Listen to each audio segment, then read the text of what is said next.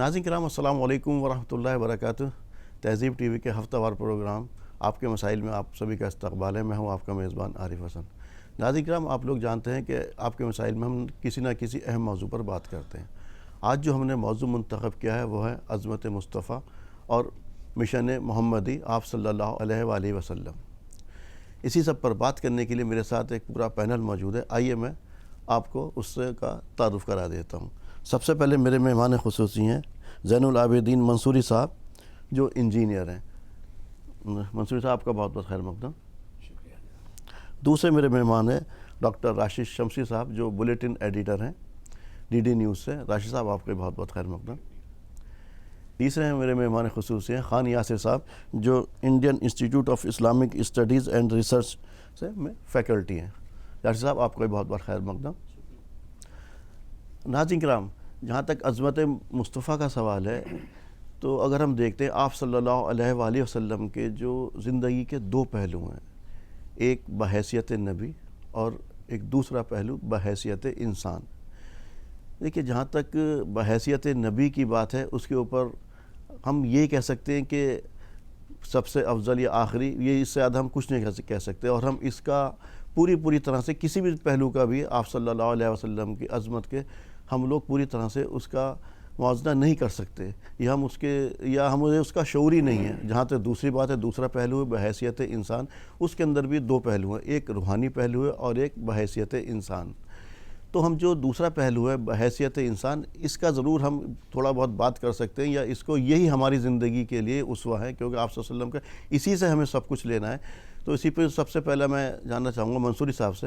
منصوری صاحب، بحیثیت انسان آپ صلی اللہ علیہ وسلم کے جو مختلف پہلو ہیں اس کے اندر آپ کیا کہیں گے اس پر؟ بحیثیت انسان نبی کریم صلی اللہ علیہ وسلم کی جو حیثیت تھی، جی، صرف بحیثیت انسان خالص، وہ نبوت سے پہلے تھی، جی، اور نبوت کے بعد تو پھر بحیثیت انسان اور بحیثیت نبی آپ کی شخصیت ہو جاتی ہے۔ جی، تو اگر ہم نبوت سے پہلے کی بات کریں تو بحیثیت انسان کی، جی، تو صرف نبوت سے پہلے کے دور کی ہی بات کر سکتے ہیں۔ جی، جی، جیسے نبوت کی بات کریں گے ہم فوراً بحیثیت انسان بلکہ بحیثیت نبی کی بات کریں گے۔ جی، تو نبوت سے پہلے آپ کی جو عظمت تھی، آپ نے جو موضوع دیا وہ عظمت کا نبی کریم صلی اللہ علیہ وسلم کی، تو وہ ان کی عظمت یہ تھی کہ وہ اللہ تعالیٰ کا اسپیشل پروویژن تھا کہ اس میں زیادہ کسبی نہیں تھا، وہ بھی تھا ارینجمنٹ اللہ تعالیٰ کی طرف سے کہ آپ صلی اللہ علیہ وسلم اس پورے بگڑے ہوئے معاشرے میں جو برائیاں اور سرکشی اور گناہ جو لت پت تھا اس سے آپ بچے ہوئے تھے۔ جی، جبکہ آپ نبی نہیں تھے، آپ کے پاس کوئی راست رہنمائی وحی کی نہیں آتی تھی،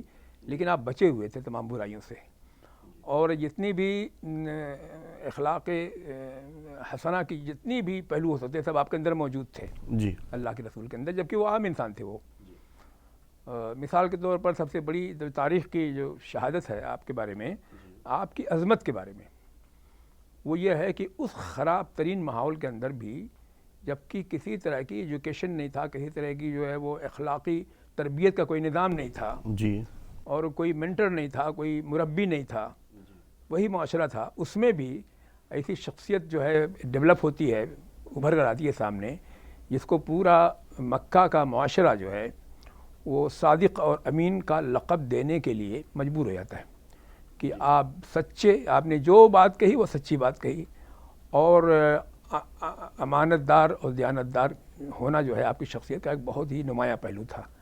تو نبی کریم صلی اللہ علیہ وسلم کی جو بحیثیت انسان جو فضیلت ہے، جو افضلیت ہے، جو آپ کا جو عظمت ہے، اس میں سمجھتا ہوں کہ یہ اتنی دو تین چیزیں جو ہے یہ کافی ہیں۔ اس کے بعد اصل جو بات آتی ہے وہ نبی بننے کے بعد، تو آپ کے جو سوالات ہوں گے انشاءاللہ تعالیٰ تو ہم اس کے بعد بات کریں گے کہ آپ کی فضیلت اور آپ کا مشن کیا تھا۔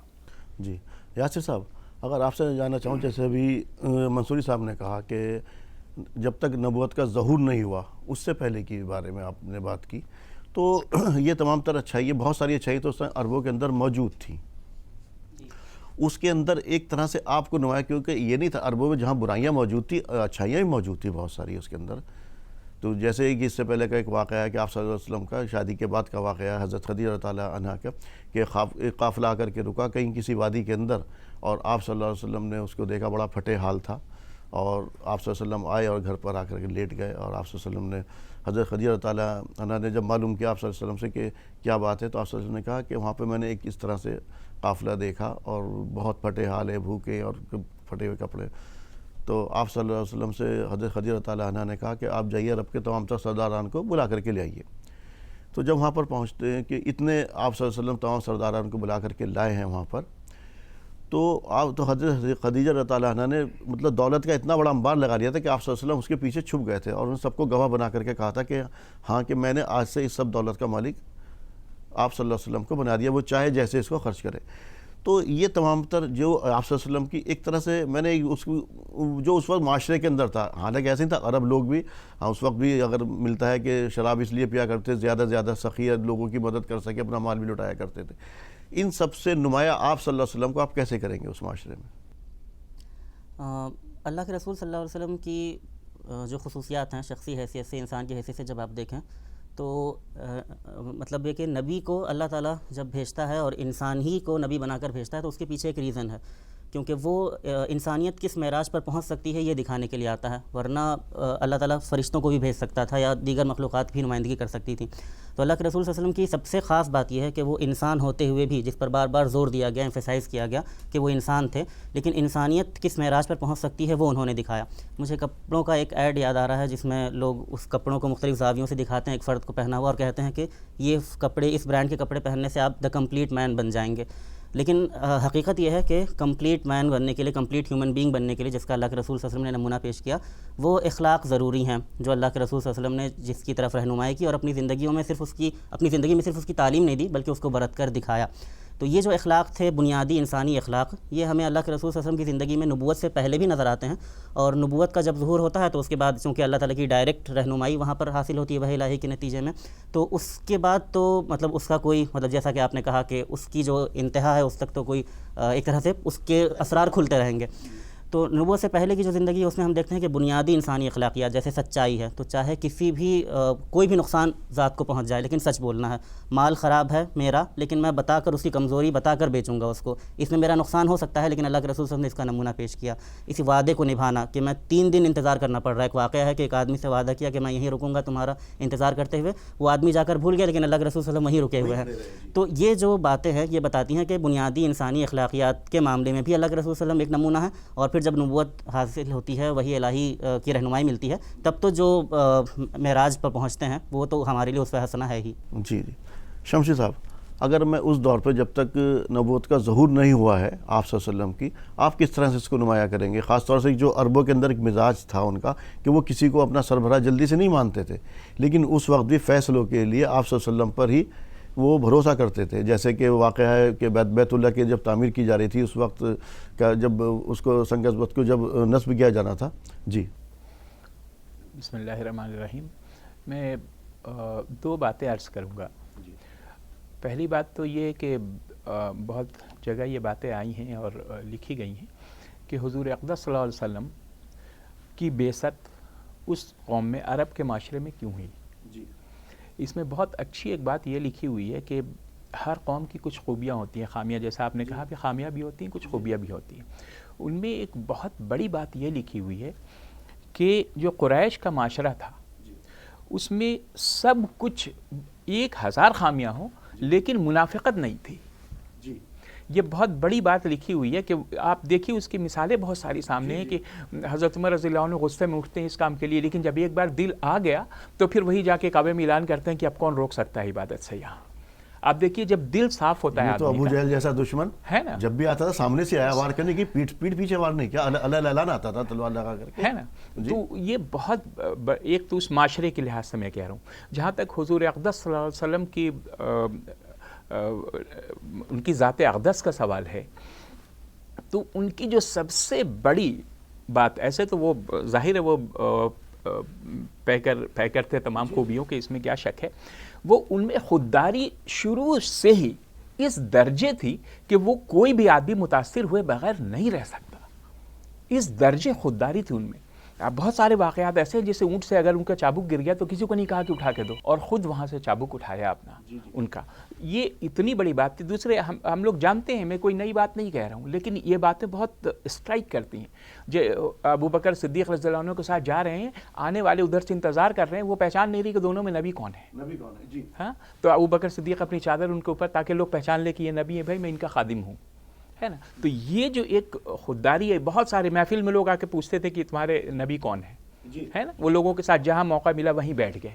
تو یہ جو اپنے آپ کو، حالانکہ اللہ نے انہیں کیا مقام عطا کیا، ہاں، اس لحاظ سے، اور اپنے آپ کو یہی ایک ساتھ فرش سے عرش تک مل کے رہنا، یہ حضور اقدس صلی اللہ علیہ وسلم کی ذات اقدس کی وہ چیز ہے کہ بس اللہ ان کو جو ہے. یہ جو ابھی آپ نے واقعہ کہا کہ آپ صلی اللہ علیہ وسلم کو لوگ پہچان نہیں پا رہے، جیسے حضرت سلمان فارسی رضی اللہ عنہ، ان کا واقعہ ہے کہ آپ صلی اللہ علیہ وسلم کو پہچان نہیں پا رہے تھے، تو جب آپ صلی اللہ علیہ وسلم اپنے مہر نبوت ان کو دکھائی خود، جب اس سے پہچان پائے، تو یہ تو آپ صلی اللہ علیہ وسلم بالکل گھل مل کر کے سبھی کے بیچ رہتے تھے.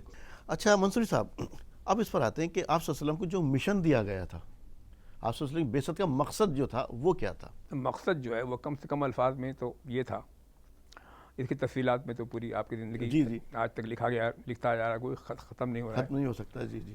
لیکن اگر نٹشل میں کہیں کم سے کم الفاظ میں، تو اللہ تعالیٰ سے اللہ کے بندوں کا رشتہ جو معنوی اعتبار سے بھی اور عملی اعتبار سے بھی ٹوٹا ہوا تھا، اس رشتے کو استوار کرنا،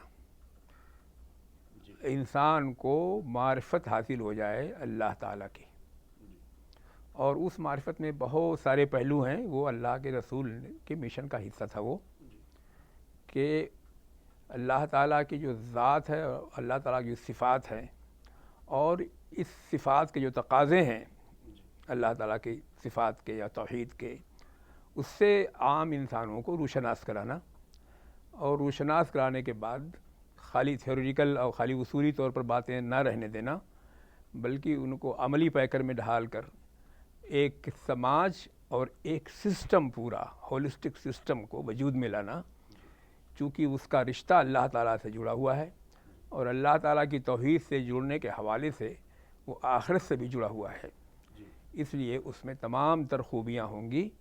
یہ وہ خوبیاں پیدا کرنا معاشرے میں، تمدن میں، سماج میں، فرد میں، خاندان میں، یہ پورا یعنی جتنا بھی انسانی زندگی کے جتنے بھی پہلو ہو سکتے ہیں، یعنی وہ مادی بھی اور اخلاقی اور روحانی بھی اور عقیدے سے بھی متعلق، سب کے سب کو جتنے بھی پہلو ہیں سب کو خیر سے مالا مال کر دینا. اور آخرت کا خاص طور سے، کیونکہ وہ آخرت بہت ہی کی اور بہت ہی پیوٹل رول ادا کرتا ہے انسانوں کی تخلیق، انسانوں کے بنانے میں، سماج کے. اس لیے آخرت کا یقین، یعنی ایمان کو یقین کی حد تک اور عین الیقین کی حد تک پختہ کر دینا، تاکہ خود آخرت کا عقیدہ اور آخرت میں اللہ تعالیٰ کے سامنے جواب دہی کا یقین انسان کو خود بخود، یعنی خود کار طریقے سے درست کرتا چلا جائے، ٹھیک کرتا چلا جائے، اور سماج کو بہتر کرتا چلا جائے. یہ اللہ کے رسول کے مشن کی کم سے کم الفاظ میں ہم اس کی تعبیر یوں کر سکتے ہیں. جی شمس صاحب، جیسا کہ میں نے ابھی بہت ذکر کیا کہ اور تمام تر بات نکل کے آئی، بحیثیت انسان، چاہے اس کے اندر بحیثیت شوہر، بحیثیت مطلب ایک باپ کی حیثیت، بحیثیت سسر کی حیثیت، جتنے بھی انسانی رشتے ہو سکتے ہیں وہ اپنی ایک الگ جگہ، وہ تو ہمارے لیے جو ہے یہ سمجھ لیجئے اسوہ ہیں، انہی کو ہمیں مثال دے کر کے اپنی زندگی اسی پر گزارنی ہے. لیکن بحیثیت ایک انقلاب کے داعی، جن کا ان کے جو دشمن ہیں یا اور لوگ بھی ہیں جو غیر اسلامک لوگ ہیں، جو غیر مسلم، انہوں نے بھی اس کا اعتراف کیا. جیسے کہ مائیکل ہارٹ نے، ڈاکٹر مائیکل ہارٹ نے، اس نے اپنی کتاب میں لکھا 100 کے اندر اس نے 100 لوگوں کی فہرست مرتب کی. اس کے اندر سے پھر اس نے گریڈیشن کی، تو اس کے اندر وہ سب سے پہلے نام لکھتا ہے، حالانکہ وہ خود عیسائی ہے، وہ سب سے پہلے جو کہتا ہے وہ آپ صلی اللہ علیہ وسلم کا نام لے کر کے آتا. دوسرے نمبر پر وہ لے کر کے آتا ہے حضرت عیسیٰ علیہ السلام کو. تیسرے نمبر پر وہ نیوٹن کو رکھتا ہے اس کے اندر، اور اس کی پھر وہ وضاحت بھی کرتا ہے. تو وہ ایک انقلاب کے داعی، ذرا اس کے بارے میں کچھ بیان کیجیے گا. دیکھیے، حضور اقدس صلی اللہ علیہ وسلم کی بعثت جس مشن کے لیے ہوئی، وہ مشن تمام نبیوں کا مشترکہ مشن رہا ہے. وہ یہ ہے کہ لوگوں کو اللہ کی طرف دعوت دینا ہے نا. قرآن، آخرت اور رسالت، یہ 3 چیز کا تصور ان کو دینا. لیکن حضور اقدس صلی اللہ علیہ وسلم کی مشن کی 2 خاصیتیں. سب سے پہلی خاصیت تو یہی جو مشترک ہے کہ آپ دین پھیلائیں، ہے نا، توحید کی دعوت، الیک، جو آپ کے اوپر اتارا گیا اس کو آپ اس کی تبلیغ کریں۔ دوسرا یہ ہے کہ آپ دیکھیے کہ تمام نبیوں نے اپنے اپنے لوگوں کو، اپنی اپنی قوم کو بلایا، اللہ کی طرف بلایا، ہے نا۔ حضور اقدس صلی اللہ علیہ وسلم کے بارے میں ایک چیز وہ ہے جو کہیں اور نہیں ملتی، وہ یہ ہے کہ آپ کو اپنے مشن کی تکمیل کرنی ہے۔ پہلے تھا کہ آپ کو دعوت دینی ہے، یہاں ہے کہ آپ کو اپنے مشن کی تکمیل کرنی ہے۔ لِیُظْہِرَہُ عَلَى الدِّینِ کُلِّهِ، آپ کو تمام ادیان پہ غالب کر کے دکھانا ہے اس کو۔ یہ جو پریکٹیکلی آپ کے اوپر جو آیا ہے، دین کو غالب کر کے دکھانا ہے، اللہ کے نظام کو قائم کر کے دکھانا ہے نا۔ یہ جو بات ہے آپ اسی لیے دیکھیے کہ حضور اقدس صلی اللہ علیہ وسلم کی ایک حدیث میں ہے نا کہ مجھ کو نبیوں کو دکھایا گیا، کسی کے کوئی اکیلا کھڑا تھا، کسی کے ساتھ 2 کھڑے تھے، کسی کے ساتھ کچھ کھڑے تھے، ہمیں بہت بڑی امت دکھائی گئی۔ حضور اقدس صلی اللہ علیہ وسلم نے پوری زندگی پریکٹیکلی اس کو امپلیمنٹ کیا۔ تمام ایڈورس حالات، تمام ایڈورس سچویشن کے سامنے، ذرا اس سے زیادہ کیا حالات ہو سکتے ہیں؟ ابھی تو ہمارے سامنے کچھ ہے ہی نہیں۔ اس وقت جب آدمی کا جینا دشوار ہو رہا تھا اور اس میں اتنا بڑا مشن لے کے چلنا، یہ بذات خود ایک بہت دل گردے کی بات ہوتی ہے، لیکن حضور اقدس صلی اللہ علیہ وسلم کی آبیاری اللہ تعالیٰ نے اسی طریقے سے کی ہے کہ انہوں نے اپنے مشن کو تکمیل تک پہنچایا۔ اور اس میں صحابہ کا جو رول رہا ہے، ظاہر اسلام میں کبھی بھی کوانٹیٹی نہیں چاہیے، کبھی بھی نہیں چاہیے کوانٹیٹی، کوالٹی ہے نا۔ 313 کو بھڑا دیتے ہیں اتنے کے آگے، بھڑانا لفظ بہت عام اس لیے میں استعمال کر رہا ہوں، اور جہاں حدیبیہ میں اتنے لوگ ہیں وہاں پر آپ کمپرومائز صلح کر لیتے ہیں۔ یہ کیا ہے نا؟ بلکہ بعض صحابہ کو فیل ہو رہا ہے۔ نگاہ نبوت جس چیز کو سمجھتی ہے، جو حضور اقدس صلی اللہ علیہ وسلم کا اصل مشن ہے، اس کو سامنے رکھنا چاہیے۔ وہ یہی ہے کہ ہمیں پریکٹیکلی کر کے دکھانا ہے۔ آج دیکھیے پوری دنیا میں بالکل کنٹمپریری ایشوز پہ، تاکہ حضور اقدس صلی اللہ علیہ وسلم کی ذات اقدس کا آج کے دور میں ریلیونس سمجھ میں آئے، کہ ہم پریکٹیکلی بہت دور ہو گئے ہیں۔ حضور اقدس صلی اللہ علیہ وسلم، دیکھیے اس وقت بہت اچھی بات ابھی آپ نے کی کہ آپ نبوت سے پہلے چلے جائیے، نبوت سے پہلے آپ کو امین اور صادق کا لقب ملا، بعد میں نہیں ملا ہے نا۔ اسی لیے حضور اقدس صلی اللہ علیہ وسلم نے کہا بھی کہ دیکھو تم لوگ، میں تمہارے درمیان 40 برس رہا ہوں، اس کے بعد ہی نبوت ملی ہے نا۔ میں ایسا کہہ رہا ہوں، تم خود ایسا کہتے ہو، ہاں، اس کے بعد بھی، لیکن وہاں سے چونکہ لوگوں کے ذاتیات پر، ذاتی مفادات پہ زک آ رہی تھی، اس لیے وہ اس کو تسلیم کرنے سے انکار کر رہے تھے۔ حضور اقدس صلی اللہ علیہ وسلم کی سب سے بڑی خوبصورتی یہی ہے صلی اللہ علیہ وسلم کہ انہوں نے تمام ایڈورس حالات کے باوجود اس مشن کی تکمیل کی، اور ان میں صحابہ کا جو رول رہا ہے کیا اس کو قائم کر کے دکھایا۔ یاسر صاحب، اگر میں بحیثیت نبی تو بہت سارے آئے، رسول بھی 313 اور کہا جاتا لگ بھگ 1.25 لاکھ کے قریب نبی بھی آئے، تو ایک طرح سے اگر عظمت کو ہم بحیثیت نبی، حالانکہ ہم ایک طرح سے پوری طرح سے اس کے ساتھ اگر بات کریں تو ڈیفائن نہیں کر سکتے آپ صلی اللہ علیہ وسلم کی عظمت کو، لیکن اگر ہم یہ کہیں کہ حضرت آدم علیہ السلام سے لے کر کے جو نبوت کا سلسلہ چل رہا تھا، ہم کہتے ہیں ختم نبوت، یہاں پر نبوت آ کر ختم ہو گئی۔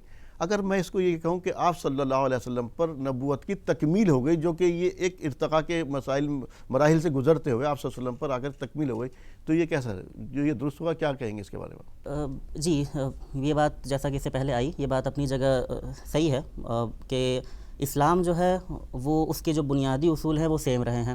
حضرت آدم علیہ السلام سے لے کے حضرت محمد صلی اللہ علیہ وسلم لا الہ الا اللہ سب کا، پہلے نبی سے لے کر کسی خطے کے لیے رہے، پہلے نبی سے لے کر آخری نبی تک یہ چیز ہمیں ملتی ہے کہ وہ دعوت جو ہے وہ توحید، رسالت اور آخرت کی بنیادی دعوت سب میں کامن ہے۔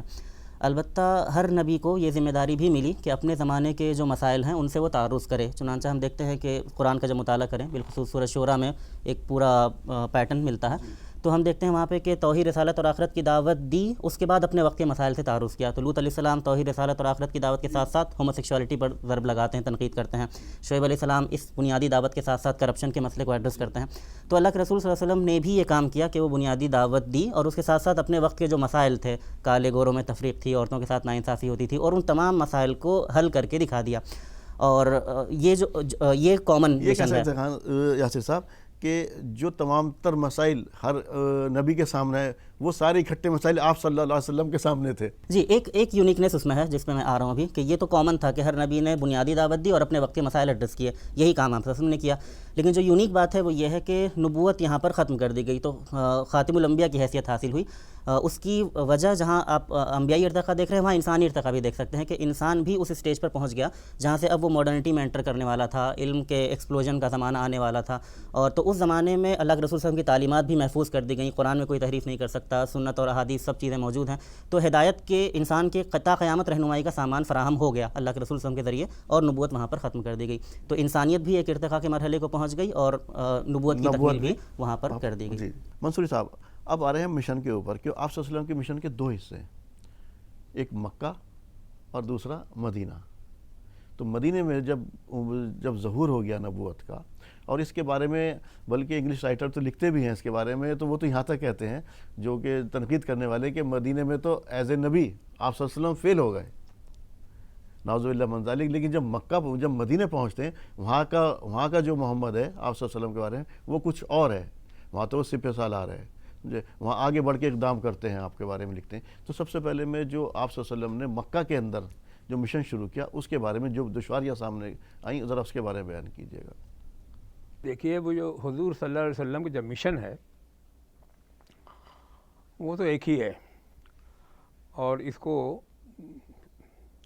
زمانی مراحل میں اس کو تقسیم نہیں کیا سکتا. مشن تو ایک ہی ہے، ایٹرنل مشن ہے. بے شک وہ تو مشن تو ایک ہی تھا. اور میں مکہ اور مدینہ میں جو یہ دو ادوار ہیں آپ کے مشن کے، تو یہ مشن کے دو اجزاء نہیں ہیں مکہ مدینہ کے، بلکہ دو ادوار ہیں، یعنی زمان اور مکان کے حساب سے، یعنی زمین علاقے کے حساب سے اور زمانے کے حساب سے.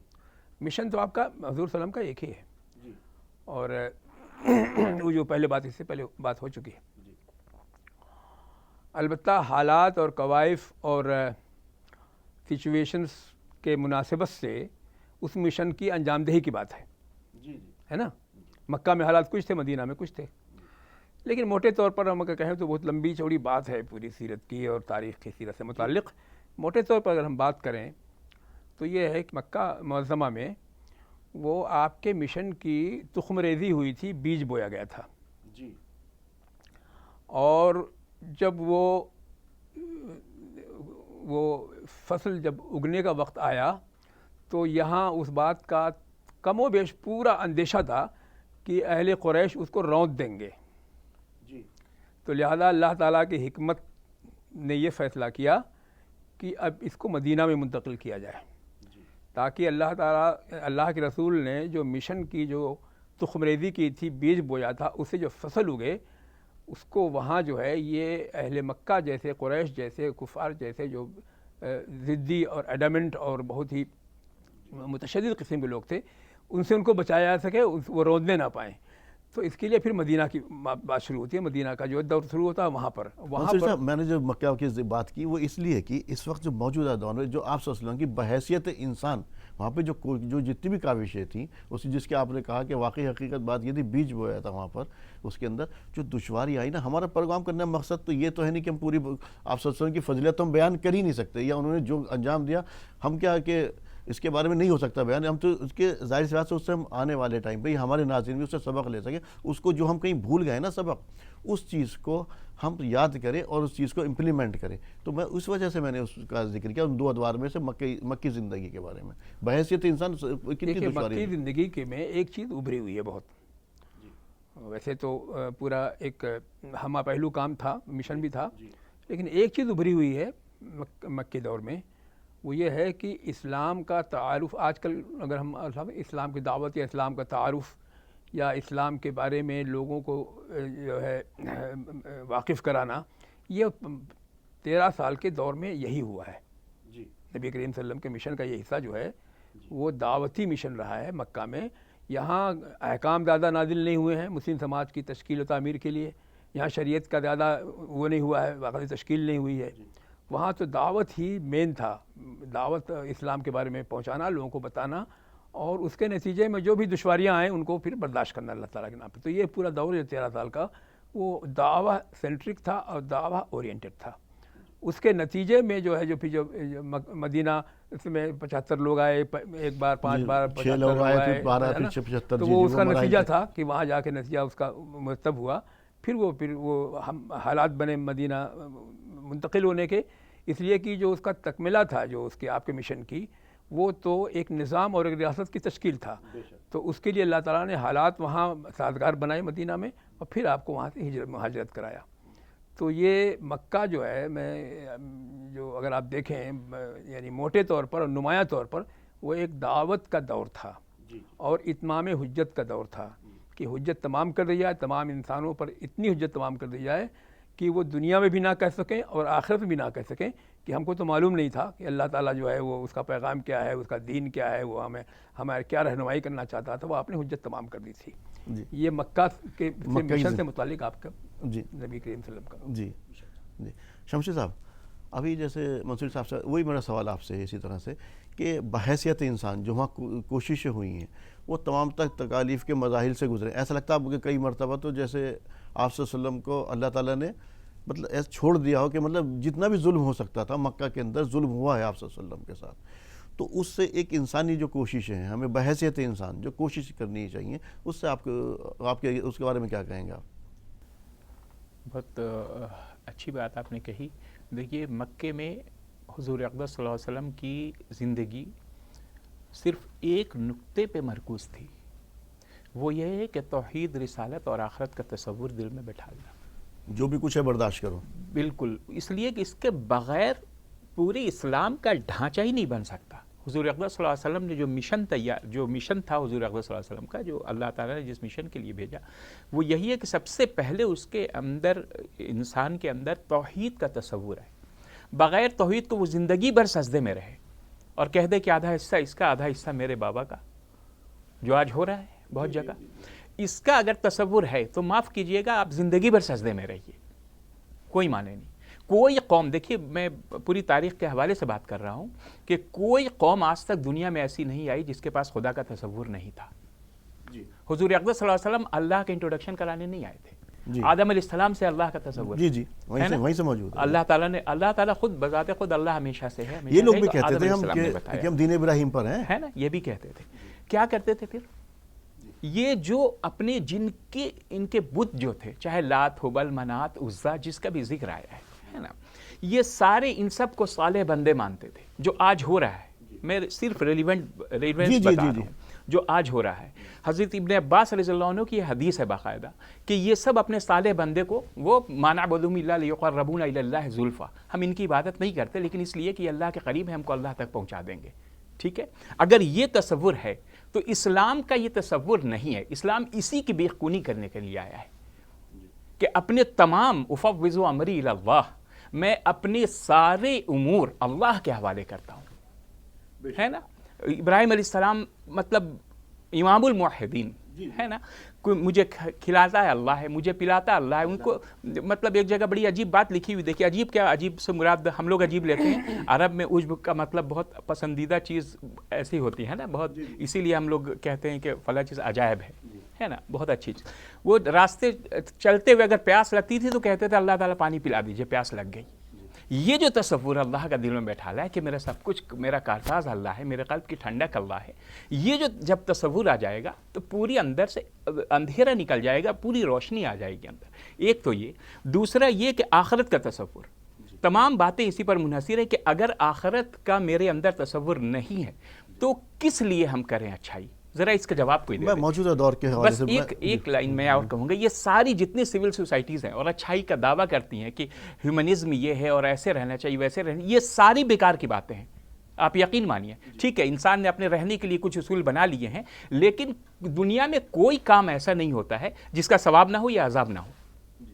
ٹھیک ہے، تو اگر اس کے اندر آخرت کا تصور ہے تبھی اس کے اندر وہ پولیس چوکی بیٹھی ہوئی ہے جو اس کو زندگی بھر اس کو گناہوں سے روکتی رہے گی. جب تک اللہ کے آگے جواب دہی کا تصور نہیں رہے گا، کوئی اچھائی، کوئی نیکی، کوئی کسی کام کی نہیں ہے.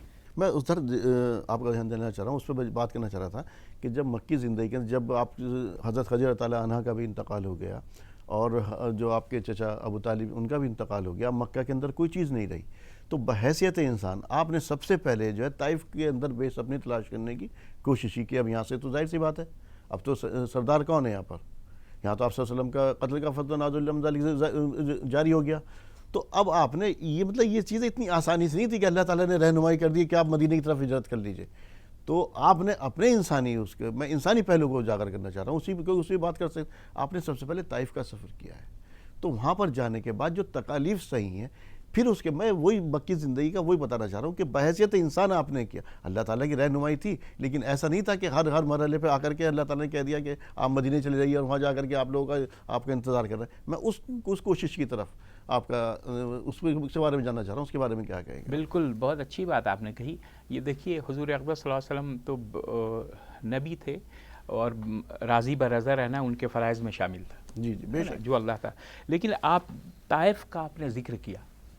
طائف میں جو آپ کو ایذائیں دی گئیں, جتنا آپ کو ستایا گیا, آپ دیکھیے وہ واحد ایسا مقام ہے, میں لفظ نہیں استعمال کرنا چاہتا, لیکن حضور اقدس صلی اللہ علیہ وسلم جو کہہ رہے ہیں کہ اپنی بے سر و سامانی کا جو ذکر کر رہے ہیں, اپنے سر کے اوپر سے سایہ اٹھنے کا جو ذکر مطلب کر نہیں رہے ہیں, اس میں شامل ہے یہ بات ہے نا کہ یا اللہ تو مجھے ایک تو یہ ہے کہ میں اپنی ذوف کا تجھ سے یہ کرتا ہوں, اپنی کمزوری کا اعتراف کرتا ہوں, یہ ساری باتیں.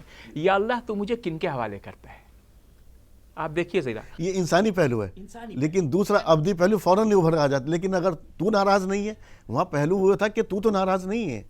آپ دیکھیے کہ یہاں پر کتنی پیاری بات چھپی ہوئی ہے کہ آپ نے ایسی بات چھیڑ دی ہے کہ آپ سوچیے کہ ایک بچہ جس کی اماں بچپن میں انتقال کر گئی, جن کے والد پیدائش سے پہلے انتقال کر چکے ہیں, جن کو چچا نے پالا, 8 برس کی عمر تھی, دادا بھی چلے گئے, سب کوئی ہے نا چلا گیا. اب وہ اس کے اوپر اتنا بڑا نبوت کے بعد کا بوجھ, مکی زندگی ظاہر آپ کو نبوت کے لیے رکھا جا رہا تھا, اور حضور اقدس صلی اللہ علیہ وسلم کہہ رہے ہیں کہ یا اللہ تو مجھے کن کے حوالے کرتا ہے.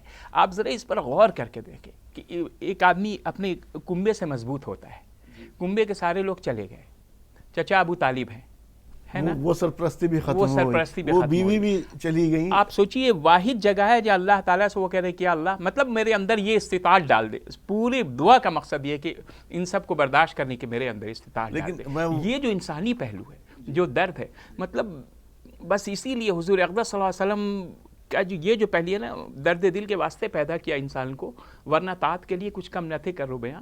جو مطلب یہاں پر انسانی پہلو ایسا صاف ابھر کر سامنے آیا ہے کہ مکی کی زندگی کا یہ سب سے بڑا پہلو تھا جو آپ نے لوگوں کو درس دیا آپ نے اس سے.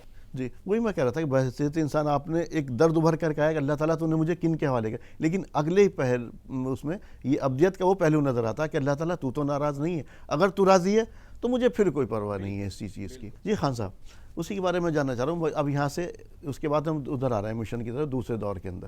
اب جب وہاں پہنچ جاتے ہیں مدینے کے اندر, تو مدینے کے اندر آپ صلی اللہ علیہ وسلم کا جو ہم دیکھتے ہیں اپنے مشن کو تکمیل کرنے کے لیے وہ اب وہاں پر وہ سپہ سالار ہیں, وہاں پر وہ صلح کرتے ہیں, وہاں پر جانے کے بعد میثاق مدینہ کرتے ہیں وہاں پر. ذرا اس کے بارے میں, وہاں پر تو ایک دم چینج ہو جاتا ہے آپ صلی اللہ علیہ وسلم جانے کے بعد. یہ مکہ میں جو دور کچھ اور ہے, مدینے کے اندر آپ صلی اللہ علیہ وسلم کے پاس کہ وہ طاقت بھی اکٹھی ہو چکی تھی تمام تر. ذرا اس کے بارے میں تھوڑا سا بیان کیجیے. اللہ کے رسول صلی اللہ علیہ وسلم کا جو مشن تھا, جو کہ ذکر ہو چکا کہ تمام انبیاء کرام کا مشن ہے, اس کو بیان کرنے کے لیے بہت اچھے الفاظ ہمیں ملتے ہیں ایک صحابی رسول کے, جو رستم کے دربار میں پہنچتے ہیں اور رستم یہ جاننا چاہتا ہے کہ تم لوگ اتنے پھٹے حال ہو, میں تم کو پیسہ ویسا دے دیتا ہوں, چلے جاؤ یہاں سے, کیوں آئے ہو؟ تو وہاں پر وہ اپنے مقصد بتاتے ہیں اور اس سے ہمیں اس مشن پر روشنی پڑتی ہے کہ وہ کیا مشن ہے جس کو لے کے اللہ کے رسول صلی اللہ علیہ وسلم آئے تھے. تو اس صحابی رسول نے کہا کہ ہم آئے ہیں اس لیے کہ انسانوں کو انسانوں کی غلامی سے نکال کر اللہ کی بندگی میں دے دیں. تو یہ بہت عام بات نظر آتی ہے کہ ایک نبی آیا اور ایک آدمی آیا, وہ لوگوں کا تعلق اللہ سے جوڑنا چاہتا ہے, لیکن یہ اتنی عام اور سادہ سی بات نہیں ہے. یہ بہت بڑی بات ہے اپنے آپ میں, کیونکہ انسانوں کے لیے یہ بات کہنا کہ ہم اللہ کو مانتے ہیں بہت آسان ہے, لیکن اس کے بعد اللہ کی ہدایت کو ماننا اور اپنی زندگی کو چینج کرنا, اپنی منمانی سے دستبردار ہو جانا, یہ مشکل ہے. تو اللہ کے رسول صلی اللہ علیہ وسلم یہ آئے تھے, جیسا کہ کہا گیا بھی کہ اللہ تعالیٰ کا انٹروڈکشن نہیں کرانے آئے تھے, وہ چیز تھی سب کے سامنے, لیکن اللہ تعالیٰ کی ہدایت کو فائنل اور آتھینٹک ورژن میں لوگوں تک پہنچانے آئے تھے, اور اس کے حساب سے زندگی کی, انفرادی زندگی کی بھی اور اجتماعی زندگی کی تعمیر کرنے آئے تھے. تو یہ موقع مدینہ میں جب ہجرت ہوتی ہے تو وہ فراہم ہوتا ہے کہ باقاعدہ ایک نظام بنایا جا سکے, ایک ریاست بنائی جا سکے, ایک سماج, ایک معاشرہ تشکیل پا سکے. اور جب وہ معاشرہ تشکیل پاتا ہے تو دشمن اس کو گوارا نہیں کرتے ہیں تو دشمنوں کا اپوزیشن ہوتا ہے، اس اپوزیشن سے کیسے ڈیل کرنا ہے یہ سبق بھی وہاں ملتا ہے۔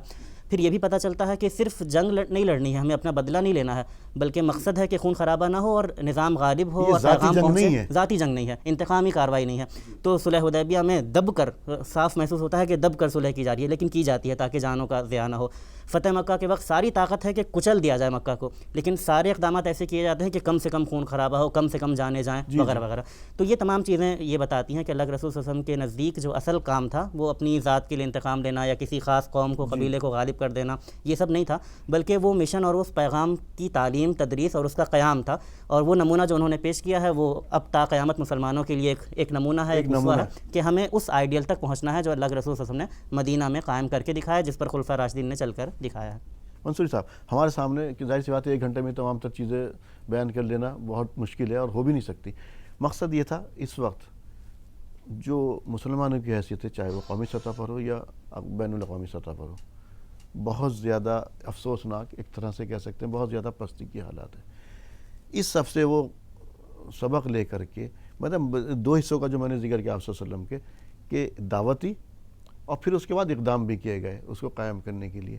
اس وقت ہمیں کس چیز کی ضرورت ہے؟ کہ ہمیں مکی زندگی کی ضرورت ہے یا جو ہم نے مدینہ کے اندر دیکھا آپ صلی اللہ علیہ وسلم کو، یا اس کی ضرورت ہے؟ اس وقت آپ کیا کہیں گے اس کے اندر؟ بس کیونکہ ہم پروگرام کے آخری مرحلے میں پہنچ رہے ہیں۔ دیکھیے، جو میرا تو خیال یہ ہے کہ وہ مشن کے 23 سالہ تکمیل کے مراحل کے الگ الگ حصے ہیں اور ہم خالی ان الگ الگ حصوں کے ٹرمز میں بات اب نہیں کر سکتے، اس لیے کہ اب یہ حالات اس وقت کے حالات سے اکثر مختلف ہیں۔ اس وقت ملت کا سبق تو وہیں سے لینا ہمیں کہ ملت اس وقت وجود میں آ رہی تھی، شریعت اس وقت بن رہی تھی اور احکام نازل ہو رہے تھے۔ یہ ایک ایولیوشن کا دور تھا، شریعت کے بھی ملت کے بھی۔ اور آج جو ہے وہ ملت موجود ہے، احکام سارے موجود ہیں، شریعت مکمل ہے۔ یہ فرق ہے نا بھیا؟ جی جی بے شک۔ تو مکی دور اور مدینے کے دور میں بہت زیادہ، جیسے بلیک اینڈ وائٹ میں جو فرق ہوتا ہے اتنا زیادہ ہم سیگریگیٹ نہیں کر سکتے کہ مکے کا دور ہے، ہندوستان میں مکے کے دور کے حالات زیادہ ہیں، لیکن دنیا کے اور حصوں میں وہ مدینے کے حالات ہیں۔ تو ہم اس طرح سے خالی ہارڈ ٹرمز میں مکی دور مدینی دور میں ہم بات نہیں کر سکتے ملت کو کیا کرنا چاہیے۔ ہمیں تو نبی کریم صلی اللہ علیہ وسلم کے پورے اسوہ میں سے جس قسم کے حالات و ظروف اور سچویشنز میں جس طرح کی رہنمائی مل رہی ہو ہمیں اس کو تلاش کرنا چاہیے اور وہاں سے وہ رہنمائی اخذ کر کے اس پر عمل کرنا چاہیے، چاہے وہ مکی دور سے متعلق ہو چاہے مدنی دور سے متعلق ہو۔ ہندوستان کے خاص تناظر میں اگر ہم بات کریں، یہ تو ایک جنرل بات ہو گئی، ایک عمومی بات ہو گئی۔ یہ جو ملک ہمارا ہے اس کے تناظر میں اگر بات کریں تو نبی کریم صلی اللہ علیہ وسلم کے دور میں، یعنی آپ کی جو بعثت ہوتی ہے حضور صلی اللہ علیہ وسلم کی، تو اس وقت دنیا میں اور بھی متمدن اور تعلیم یافتہ قومیں تھیں، لیکن اللہ نے اپنے رسول کو وہاں نہیں بھیجا، اس لیے کہ وہ تو ذہین لوگ تھے، کھلے ہوئے دل کے تھے، کھلے ہوئے دماغ کے لوگ تھے، وہاں بھیج دیتا وہ لوگ سوچتے لاجیکلی اور پھر آپ کی بات مان لیتے۔ لیکن وہاں بھیجنے کے بجائے آپ حضور صلی اللہ علیہ وسلم کو مکے میں بھیجا، جہاں کی نہ جہالت تھی اور قبائلی زندگی تھی اور کوئی سسٹم نہیں تھا باضابطہ۔ آپ وہاں جو اللہ تعالیٰ نے بھیجا، اللہ کے رسول کو مبعوث کیا، اس کی حکمت ایک بڑی سمجھ میں آتی ہے۔ وہ یہ ہے کہ جیسے عربی میں ایک محاورہ ہے، اس کا اردو ترجمہ یہ ہے کہ چیزیں اپنے ازداد سے پہچانی جاتی ہیں۔ چیزوں کی ہمیشہ شناخت جو ہوتی ہے ازداد سے ہوتی ہے، روشنی کی جو شناخت ہوتی ہے اندھیرے سے ہوتی ہے نا، بھلائی کی شناخت اچھائی سے ہوتی ہے۔ تو توحید کی جو شناخت جو ہے، حقیقی توحید کی، اس کی شناخت اس وقت بہترین انداز میں ہو سکتی تھی جب شرک بھی بدترین شکل میں موجود ہو، ہے نا۔ تو اس وقت مکہ کا جو وہ پورا تھا وہ علاقہ، اس میں شرک بدترین شکل میں موجود تھا، حتیٰ کہ وہ 360 اور کتنے بت وہاں موجود تھے۔ تو وہ صورتحال تھی، نبی کریم صلی اللہ علیہ وسلم وہاں مبعوث کیے گئے جہاں شرک اپنی چرم سیما یعنی اپنے عروج پر تھا۔ اب آپ ہندوستان کو دیکھیں، میں یہ ذکر کیا تھا تاکہ ہم اپنے حالات پہ آئیں۔ ہندوستان میں کم و بیش وہی کیفیت ہے، شرک اپنی پوری جولانی پہ ہے، اور وہ وہاں جو ہے وہ 360 خدا تھے، تو یہاں بھی 350 400 ہزار خدا ہوں گے۔ تو اس لیے یہاں ریلیونس جو ہے زیادہ تر یہاں وہ مکی دور کی ہے۔ اللہ کے دین کا تعارف کرایا جائے، اللہ کے دین کا پیغام پہنچایا جائے انسانوں کی خیر خواہی کے ساتھ، اس میں قومی کشمکش کو بالکل نہ آنے دیا جائے۔ وہ بھی اللہ کے بندے ہیں، وہ ہمارے مدعو ہیں جو ہمارے سامنے ہیں، ہماری دشمنی، ہماری مخاصمت نہیں ہونی چاہیے، ان کے لیے ہمارے منفی جذبہ نہیں ہونا چاہیے، بلکہ اللہ کے رسول کی جو خاصیت تھی وہ تمام انسانیت کے لیے تڑپتے تھے، بے چین رہا کرتے تھے، ہمارے اندر بھی وہ بے چینی ہونی چاہیے خاص طور سے ہندوستان کے تناظر میں، اور پھر اس بے چینی کے ساتھ ہم یہ یہاں کے اللہ تعالیٰ کے بندوں کو وہ کام کریں جو نبی کریم صلی اللہ علیہ وسلم نے اہل مکہ کے ساتھ کیا تھا، ان کو ہم اللہ کے دین کے پہنچائیں، اس کا تعارف کرائیں، اس کو انٹروڈیوس کرائیں اور اس کی تبلیغ کریں، ان کو بتائیں اور یہ بتائیں کہ اس میں مسلم ملت کا کوئی بھی فائدہ نہیں ہے۔ جی وما اسلکم علیہ من اجر ان اجریہ الا رب العالمین، ہمارا اس میں کوئی مسئلہ نہیں ہے، ہم کوئی چیز نہیں چاہتے ہیں، یہ تو ہم انسانیت کی بھلائی تمہاری بھلائی کے لیے، انسانیت کی بھلائی ہے، اس میں یہ ہم کنونس نہیں کر پا رہے ہیں، ہم کو کنونس کریں کہ ہم آپ کی بھلائی کے لیے بات کہہ رہے ہیں، ہم مسلمانوں کے غلبہ کے لیے یا مسلم قوم کے جو ہے وہ برتری کے لیے نہیں کر رہے ہیں، بالکل نہیں، انسانیت کی بھلائی کے ہم لیے، تو بھلائی کے لیے کر رہے ہیں۔ اس کی بنیادیں ہیں، دیکھو بھائی، اس کو دیکھو، یہ بنیادیں ہیں اور کتنی معقول بنیادیں ہیں، کتنی لاجیکل ہیں، کتنی سائنٹیفک ہیں۔ اس اسلوب میں، اس انداز میں ہمارا کام ہے مکی دور کو اسوہ بناتے ہوئے، اور ہمارے اوپر شدائد بھی ہوں گے، ہمارے پر مصیبتیں بھی آئیں گے، اللہ تعالیٰ کا اصول ہے، اللہ تعالیٰ کا یہ نظام ہے، اس کی سنت ہے کہ جب یہ کریں گے تو جو دوسری طاقتیں ہیں جو کہ حق کے ہمیشہ مخالف رہی ہیں وہ ہمارے اوپر یہ ٹوٹ پڑیں گی، حضور صلی اللہ علیہ وسلم کے دور میں بھی ٹوٹ پڑی تھیں، وہ تو ہوں گی، اور اس کو ہمیں اپنے لیے ان چیزوں کو خود کو تیار کر رکھنا چاہیے، اور کام ہمارا ہم کو وہی کرنا چاہیے۔ ہم تو یہ سمجھتے ہیں کہ ہمارے کام تو سینکڑوں ہیں، کرنے ہیں، ملت کے لیے بھی، داخلی بھی، خارجی بھی، لیکن قابل ترجیح جو ہے، واجب الترجیح جو کام ہے وہ ہے کہ اسلام کو سے لوگوں کو انٹروڈیوس کرائیں، ان لوگوں تو پیغام پہنچائیں یہاں ملک میں، یہ مکی دور کو آئیڈیل مانتے ہوئے۔ جی شمشید صاحب، ابھی بس آخر میں بس میں آپ سے یہ جاننا چاہ رہا ہوں کہ اس وقت جو موجودہ جو وہی میرا سوال جو منصوری صاحب سے تھا، اس وقت ہمیں کیا کرنا چاہیے؟ کیونکہ اس وقت ہم بہت دور چلے گئے آپ صلی اللہ علیہ وسلم کی تعلیم سے، تو جو سیرت النبی ہے، ظاہر سی بات ہے اس کو گھر گھر میں کس طرح سے ہم پھیلائیں، اس کو کیسے اس کا پیغام کو عام کریں ہم گھروں میں؟ دیکھیے ابھی کا دور تو ایسا ہے کہ بالکل بہت اچھی بات کہی گئی کہ بالکل مکی دور بہت زیادہ ریلیونٹ ہے آج کے حساب سے۔ دیکھیے قرآن کی ایک آیت ہے، ان الذین یکفرون بآیات اللہ ویقتلون النبیین بغیر حق ویقتلون الذی یأمرون بالقسط من الناس، ان لوگوں کو بھی قتل کرتے ہیں جو انصاف کا حکم دیتے ہیں۔ آپ دیکھیے آج کے دور میں اس کا ریلیونس دیکھیے۔